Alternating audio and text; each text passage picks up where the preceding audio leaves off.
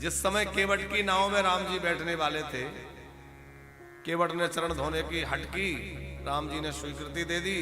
तो केवट ने कौन से पात्र में चरण धोए? पानी का ठौता भर ले आवा, केवट राम राजा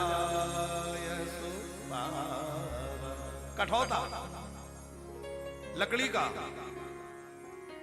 तो किसी ने केवट से पूछा, क्यों रे? अरे परम ब्रह्म प्रभु श्री राम के चरण धो रहा है और लकड़ी के पात्र में, क्या एक आध पात्र भी तेरे पास ढंग का नहीं है? क्या एक आध पात्र भी नहीं होगा धातु का? केवट बोला, सुनो जी, मैं भले ही अनपढ़ हूं, पढ़ा लिखा नहीं हूं, पर थोड़ी बहुत बातें तो जानता हूं। क्या जानते हो? बोले, उदासीन व्रत जिसने ले रखा हो वो धातु को नहीं छू सकता, धातु का स्पर्श नहीं करता जिसने उदासीन व्रत ले रखा है। और राम जी इस समय उदासीन व्रत में हैं। 14 वर्ष राम वनवासी और तापस वेश विशेष उदासीन व्रत में है।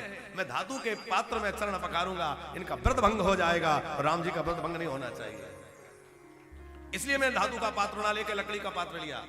अरे बोले, वो तो ठीक है, पर कुछ तो बढ़िया ले लेते। बोले, एक कारण और है। क्या? कि नाव भी लकड़ी की है और कठौता भी लकड़ी का है। यदि इनके पैरों में कोई जादू होगा, कोई चमत्कार होगा, तो लकड़ी से पता चल जाएगा। यदि कठौता में परिवर्तन हुआ तो नाव में पैर नहीं रखने दूंगा, इसलिए मैं लकड़ी का पात्र लेके आया हूं ताकि पता चल जाए।